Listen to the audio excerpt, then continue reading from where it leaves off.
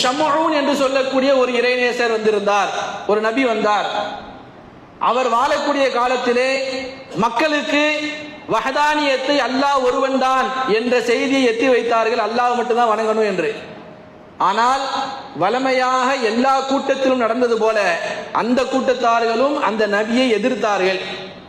எல்லா மக்களும் காஃபிராக இருந்தார்கள். இந்த ஒரு நபி மட்டும், ஒரு மனிதர் மட்டும் தனித்து இருந்தார். அல்லாஹ்வை வணங்குவதிலேயும் அல்லாஹ்வை எத்தி வைப்பதிலேயும் இவர் ஒருவர் மட்டும் தனித்திருந்தார். எல்லா மக்களும் காஃபிரா இருந்தார்கள். அனைத்து மக்களும் சேர்ந்து இந்த நபியை தாக்குவதற்கு தயாரானார்கள், அடிப்பதற்கு தயாரானார்கள். என்ன செய்ய? இவரிடத்தில் எந்த ஆயுதமும் இல்லை.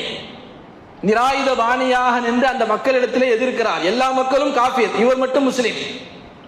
இறைவனிடத்திலே துவா செய்தார், இறைவா எனக்கு பக்கபலமாக இருந்து எனக்கு உதவி செய்வாயா என்று. ஆயுதம் இல்லாத நேரத்தில் ஒரு ஹயவான், ஏதோ ஒரு பிராணி, கழுதையோ யானையோ ஏதோ ஒரு பிராணி, அந்த பிராணியினுடைய ஒரு எலும்பு துண்டு மட்டும் அவர் கையில இருந்தது. அந்த கையில இருந்த அந்த எலும்பு துண்டு, பெரிய துண்டு, அதை எடுத்து அதை ஆயுதமாக வைத்து அல்லாஹ்வின் பாதையிலே போர் செய்தார் மக்களுக்கு எதிராக. தப்சீர்ல வரக்கூடிய செய்தி. ஒரு நாள் ரெண்டு நாள் இல்ல, 1000 மாதங்கள் அவர் போர் செய்தார் என்று அந்த தப்சீர்ல வருகிறது. மக்களுக்கு எதிராக நின்று 1000 மாதங்கள் அவர் போர் செய்தார். உண்ணுவதற்கு உணவில்லை, குடிப்பதற்கு பானம் இல்லை. அந்த ஆயத்துடைய தப்சீரிலே சொல்லுவார்கள், இறைவனிடத்தில் அந்த ஷமூன் நபி துவா செய்தார்கள், இறைவா எனக்கு உண்ணுவதற்கு உணவில்லாமல் குடிப்பதற்கு பானம் இல்லாமல் நான் அல்லாஹ்வினுடைய பாதையிலே உன்னுடைய பாதையிலே போர் செய்து கொண்டிருக்கிறேன். அல்லாஹ் அவர் கையிலே வைத்திருந்த அந்த எலும்பு வைத்திருந்தாரே அதனுடைய ஒரு பகுதியில் இருந்து அவருக்கு பானத்தை கொடுத்தான் என்று எழுதி காட்டுகிறார்கள்.